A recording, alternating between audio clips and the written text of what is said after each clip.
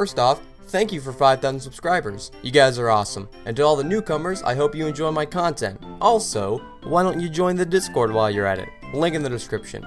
Now, on with the video. Man, it's been a while since I've done an actual review, and not just me only focusing on the problems of something or something else entirely, but an actual legitimate review. And what that review will be over today is a movie that I hold very near and dear to my heart. Pokemon the movie, The Rise of Darkrai. Coming out in 2007 and being the 10th movie to come out at the time, good lord, there were that many 14 years ago? How many are out now? Jesus, that's a lot.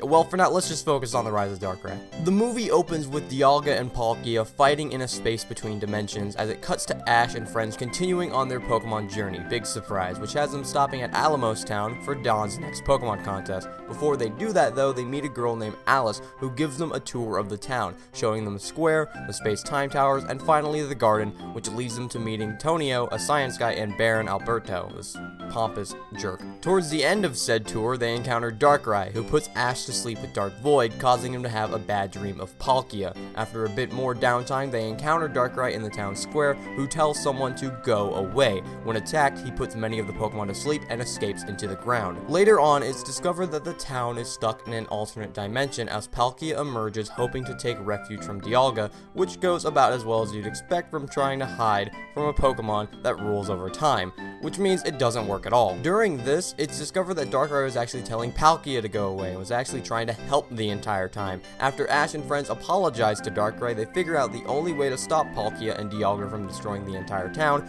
as just simply existing in the same universe as each other gives them the power to do that, is to climb to the top of the space-time towers, play a song by the name of Oracion, which has the power to calm Pokemon. Upon doing so, Dialga and Palkia are subdued, Dialga leaves, Ash calls out Palkia on his BS and demands he fix it, which it does, returning the town to the dimension it was in before, allowing everyone there to live happily ever after. And Dawn doesn't even win that contest in the end. You know, for a straight-to-TV movie, at least here in the States, this is a solid plot, and if you think otherwise, I did leave out some stuff, but nothing that can't be learned through watching the movie. Wink wink, nudge nudge. A fun fact, it was actually the 4th highest grossing movie of 2007 in Japan. Everything is properly conveyed and explained, none of which is through needless exposition, might I add. When we learn something for the first time, Ash and friends do as well, so it never feels stupid when information is being conveyed. For example, they know the song Oracion, I hope I'm pronouncing that right, will calm down Dialga and Palkia, as Alice used the same song to calm down everyone else's Pokemon when they were fighting in the garden. They also discover that the song is contained on one of the discs that can be played by the tower through a symbol on the music sheet that was given to Alice by her grandmother. Not a single plot point is just thrown away by some line like, I don't know how to explain it, but it's happening. There's none of that. Good stuff. However, it is a bit slower paced, until the very end that is. The movies take a break from Ash getting his gym badges and instead focus on the lore and world building, taking the much needed time to establish the town and the characters that reside there. Even Darkrai, who you'd think would just remain as this mysterious centerpiece of the movie, is a legitimate character with motivations and flaws. It makes sense since this is Darkrai's movie, but it is the best part about it being Darkrai, as it is a genderless Pokemon after all. Actually, I lied, because the best part isn't Darkrai, it's the musical number near the beginning of the film. For real, nostalgia aside, rose-tinted glasses off, this is one of the best things in the Pokemon franchise, period. The song is beautiful in its lyrics and tune, the B-roll to go with it is near perfection. Seeing people and Pokemon just coexist and bond together, whether it be through battling or just sharing the same space, it's cool to see. And speaking of the battling in this scene, it's really well done, except for the part where Pikachu used a Thunderbolt on a Torterra. You idiot!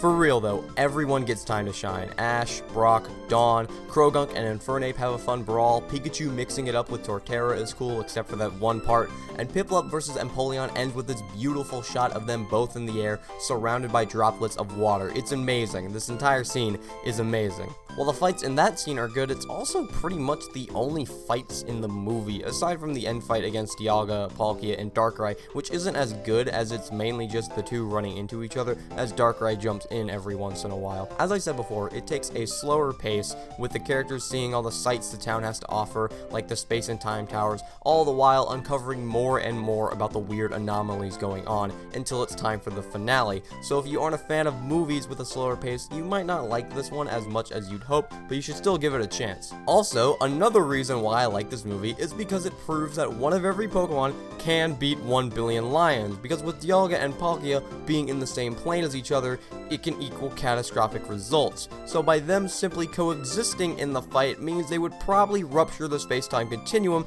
killing all the lions. I mean, it's literally shown here. So suck on that, you lion-sighting weirdos. And just a little side note, there's a part where Brock's Krogan blocks a Draco meteor from Dialga. That's awesome. Okay, time to bring it home. This movie, man.